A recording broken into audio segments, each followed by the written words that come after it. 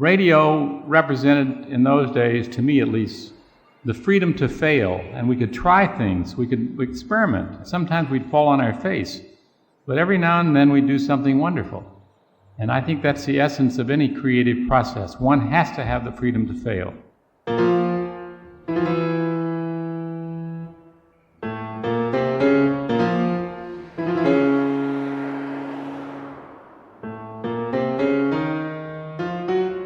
William Froug was born on May 26, 1922 in Brooklyn, New York. He was adopted and grew up first in Little Rock, Arkansas, and then Tulsa, Oklahoma. He graduated from the Missouri School of Journalism in 1943 before enlisting in the U.S. Navy.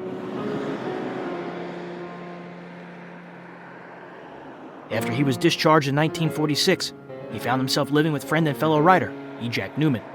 My first radio job was freelancing for a show called Rocky Jordan on the Columbia Pacific Network. That was the $90 a script job. $90? Yeah, big money. What year was that? That was about 1946. Well, that was pretty high. That was high pay. No, the network shows were paying for a script at that time about $300. Oh. This was because it was a regional network. We got 90. But I was grateful because in those days you could live on $90 a week. Did you do one script a week, or were you likely to do more than that? No, I think I did about a half dozen of them. A week? No, on a freelance basis, not every week. Larry Roman was writing a bunch of them. E. Jack was writing a few of them, and he was spread around the staff. I was working for CBS Radio Publicity for a while, writing feature stories. In 1948 and 49, he freelanced for CBS's West Coast Network, writing scripts for Rocky Jordan, Jeff Regan, and The Whistler. The head of CBS Pacific Network writing staff, we had a staff of like 8 people named Cran Chamberlain, said, "How would you like to come over and be on staff?" $55 a week, and I grabbed it. So that was at that time, then, that was the only show you were writing? That's right. I was writing Rocky Jordan and then Jeff Regan Investigator. I wrote a Whistler on the side, for which I picked up another $200. And I wrote an Escape, and I got about $400 for that, because that was full network. And a few of those.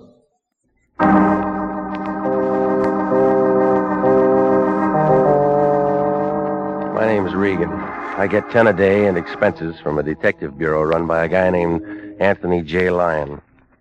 They call me the Lion's Eye. With Jack Webb as Jeff Regan, the Lion's Eye, stand by for hard-boiled action and mystery and thrilling adventure in tonight's story of the man who fought back. There was an obscure actor playing Jeff Regan by the name of Jack Webb. There was an executive in charge of the Columbia Pacific Network, of which this was one of their shows, George W. Allen, who was one of the more pompous characters I ever met. A couple of blocks long. It only got there because the city planners had a few tons of cement left over from the Coliseum. And one day when I started writing this Jeff Regan thing every week, Jack Neuman, my college roommate, That's where I live. who had talked me into becoming a writer, was alternate writer on the show. Door to a broom closet. Oh, the place isn't much. A couple of chairs and a bed that comes out of the wall. And a mattress that could pass itself off as a relief map of the High Sierras. George Allen said, "Your actor is demanding too much money." I said, "What's the problem?" He said, "Well, scale for a CPN show is $35 for a lead." I'm glad I found you home. Are you alone? What's the matter? Did you lose your voice? Just a precaution. And that's what they were paying Jack Webb. And Jack Webb was demanding $50. And George Allen said to me, "He's got to go." It'll keep till morning. So that's why he was fired. And he had this little notion that he carried around with him. He wanted to do this radio show about real cops with sound effects that were real. And he got my friend Jim Mosier to write a script for it. And he took it to NBC because of George W. Allen, and it was Dragnet. Now, from Hollywood, romance.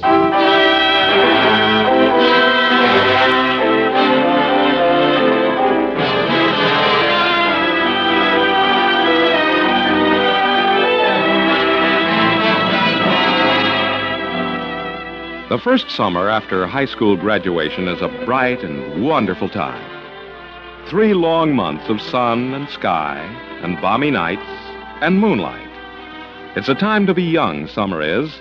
And if it also brings romance, well, it's a time for that, too.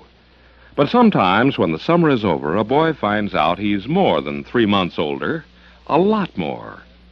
So now with Sam Edwards as Scott and Eleanor Tannen as Dana, we bring you transcribed Kathleen Height's charming story, Summer Song.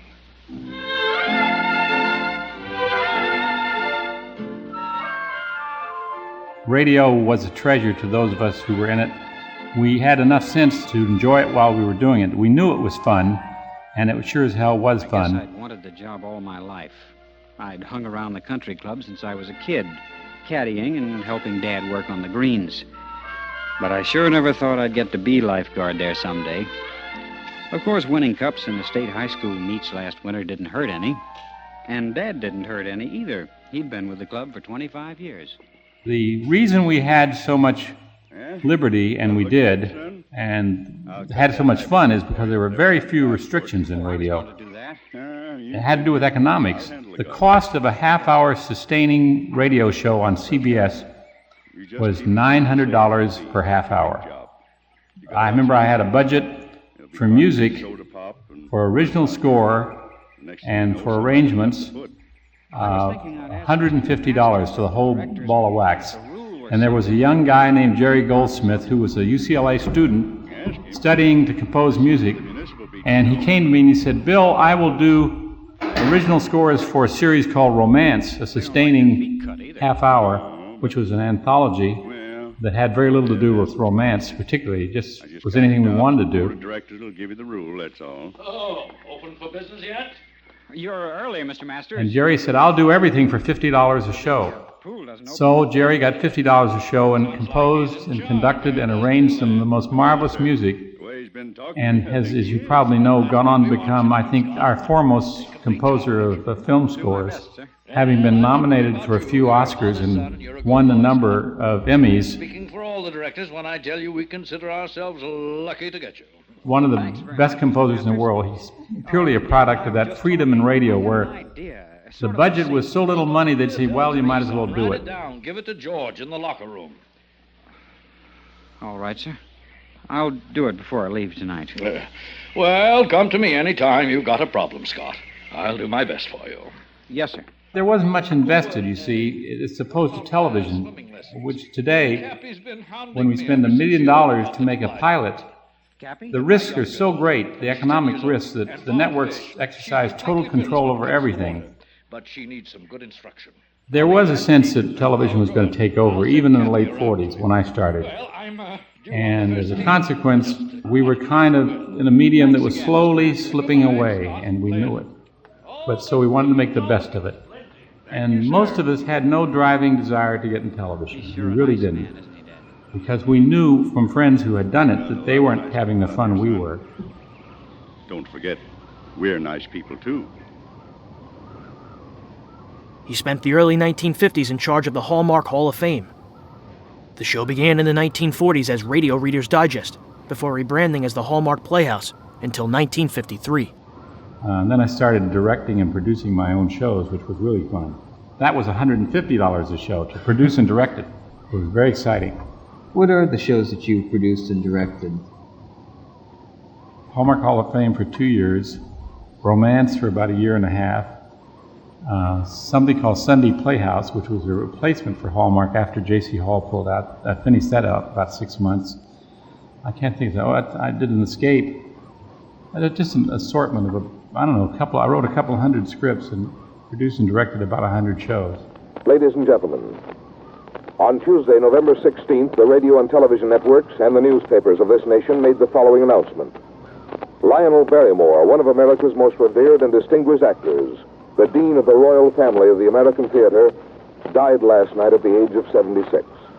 With radio audiences leaving in droves for TV, the sponsor abruptly changed format on February 8, 1953.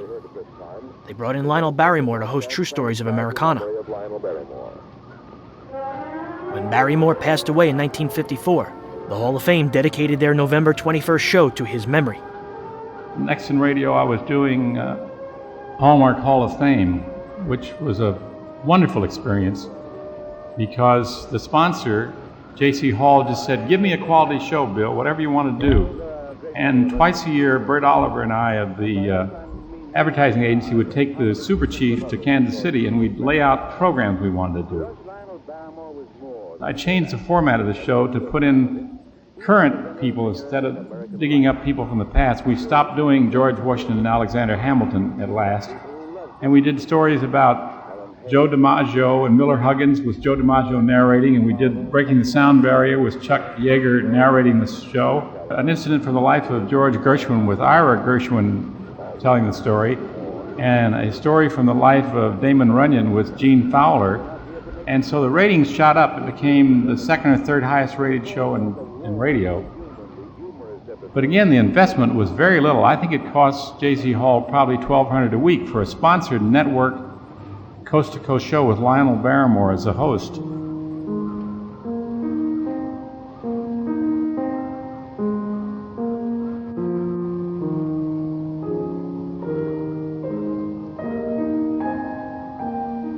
Unfortunately, by March of 1955, fewer and fewer network shows were sponsored. Hallmark canceled the show.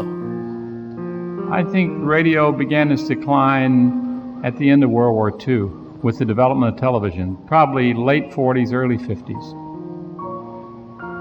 Almost 1950 exactly when I would date it from. TV was taking over.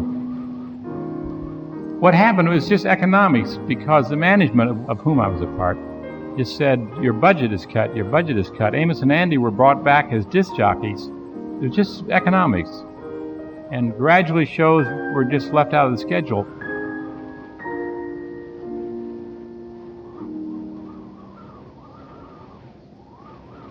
However, in 1955, there were 15 million radio sets produced, the most since 1948. There were now nearly 150 million radio sets in the U.S. Out-of-home listening now equaled TV viewing. During primetime hours, auto listeners added an additional 40% to at-home radio audiences. CBS wasn't ready to give up on radio drama just yet. In January, they launched 3 new shows, Indictment, Fort Laramie, and a revised CBS Radio Workshop.